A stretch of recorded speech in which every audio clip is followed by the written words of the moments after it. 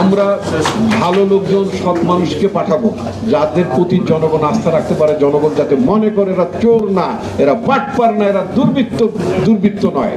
জনগণের আমানতকে যারা খেয়ানত করবে না, হঠাৎ করে বড় লোক হয়ে যাবেন, হঠাৎ করে গাড়ির মালিক হবে না, নিজে চুরি করবো, আমি বাটপারি করবো, টাকার উৎস বলতে পারবো না, আবার আমি নেতা হব, আবার বড় গলায় বক্তৃতা মারবো, জনগণ সেটা গ্রহণ করার জন্য বসে আছে নাকি?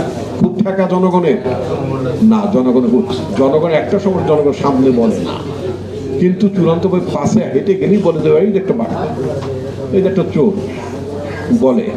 সুতরাং জনগণ কি বলে, রাজনীতি যদি করতে হয় জনগণ কি ভাবে, এটা মাথায় রাখতে হবে। এটা মাথায় না রাখলে রাজনীতির ভুল হয়ে যাবে। 36 দিনে তো একটা কিছু হয়ে যায় না। 36 দিনে তো একজন মাও তার সন্তান আপনার জন্মদান করতে পারেন না। It takes time. 36 দিনে একটা মা যদি সন্তান ডেলিভারি দিতে, 36 দিনে তার ভ্রূণ অ্যাবর্শন হয়ে যাবে যদি তার আগের যদি কোনো প্রস্তুতি না থাকে। তো 16 বছরে বাংলাদেশের জনগণ কষ্ট করেছে, আমাদের নেতা কর্মীরা বাড়ি ঘরে থাকতে পারে, জঙ্গলে থেকেছে। এই ছবিকে আপনারা দেখেন নাই? আমাদের নামে অসংখ্য মামলা আপনারা দেখেন নাই? আমরা বাড়ি ছাড়া হয়েছি সেটা আপনারা দেখেন নাই?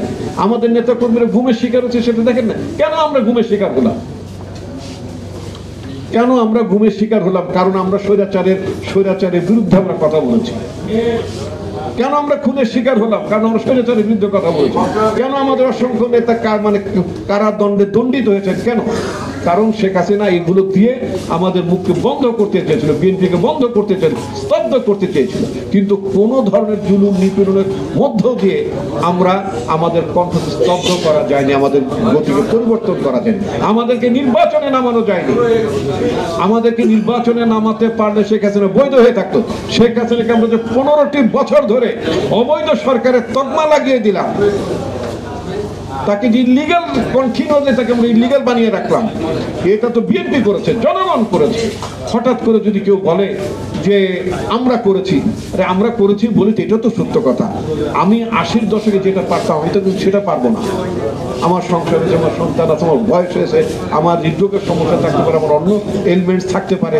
আমি কি সেই 40 বছর আগে যেটা পারতাম এখন কি সেটা পারবো? এটা কি এক্সপেক্টেড? আমি কি আমার বাবার কাছে সেটা এক্সপেক্ট করবো যে আমার বাবা কেন দৌড়ঝাঁপ করে তিনি 10 তলা সিঁড়ি বেয়ে উঠতে পারে না? এটা সম্ভব নাকি? এখন ছাত্ররা, যুবকরা, তরুণেরা তারা যখন নামবে তখন যে বিপ্লব সফল হবে। আমরা যখন তরুণ ছিলাম, আমরা যখন যুবক ছিলাম, তখন আমরা নেমেছি, বিপ্লব সফল হয়েছে। ভবিষ্যতে তরুণরা যখন নামবে, যুবকরা যখন নামবে, যখন নামার প্রয়োজন হবে, নামার কারণ হয়ে দাঁড়াবে, তখনও বিপ্লব সফল হবে। এটি স্বাভাবিক। সুতরাং এই আন্দোলনটাকে কখনই এটা বলা যাবে না যেটা আমরা করেছি তোমরা করেছো, এইভাবে আন্দোলনটাকে বিভক্ত করা যাবে না। এই আন্দোলন 134 জনের মতো শিশু জীবন দিয়ে, তারা কি বিএনপি করতো? তারা কি অন্য দল করতো? তারা কি জামাত ইসলাম করতো, শিবির করতো, ছাত্রলীগ করতো, কোনো দল করতো না। এই শিশুরা তো জীবন দিয়েছে। একইভাবে 11 জন নারী জীবন দিয়েছে বাংলাদেশের গণ অভ্যুত্থানে। এর আগেও তো হয়েছে। কোন সময় 11 জন নারীকে জীবন দিতে হয়েছে? অসংখ্য কৃষক জীবন দিয়েছে, শ্রমিক জীবন দিয়েছে, মাদ্রাসা ছাত্র জীবন দিয়েছে, প্রাইভেট বিশ্ববিদ্যালয়ের ছাত্র জীবন দিয়েছে, সাধারণ মানুষ জীবন দিয়েছে, পঙ্গুত্ব বরণ করেছে। আমি বলেছিলাম যে সরকার অনিবার্যভাবে পতনের দিকে যাচ্ছে। আমি আমার দলের কর্মীদের উদ্দেশ্যে বলেছিলাম, তোমরা যদি অংশ নাও, আমার ভিডিও স্পিচ আছে, তোমরা যদি অংশ নাও তাহলেও শেখ হাসিনার পতন ঘটবে। পার্থক্য একটাই, মিলাদে অংশগ্রহণ না করলে হুজুর যখন দোয়া করেন তো সমস্ত পৃথিবীর মুসলমানের জন্য দোয়া করেন নাকি? না খালি বলে যে আমার আব্বা আম্মার জান্নাত দান করো, বলে আল্লাহ সমস্ত মুসলমানকে তুমি মাফ করে দাও, বলেন কিনা? তাহলে আপনি মিলাদে অংশগ্রহণ করলেন আর না করলেন তাতে কিছু যায় আসে না, হায়েস পাইলেন, অর্থাৎ দোয়া পাইলেন। কিন্তু মিলাদে যদি অংশ নেন তাহলে কি পান? বাতাসা পান। এখন তো বাতাসার যুগ নাই, জিলাপি পান, একটা মিষ্টি পান, পান্তো, কিছুটা পান্তো।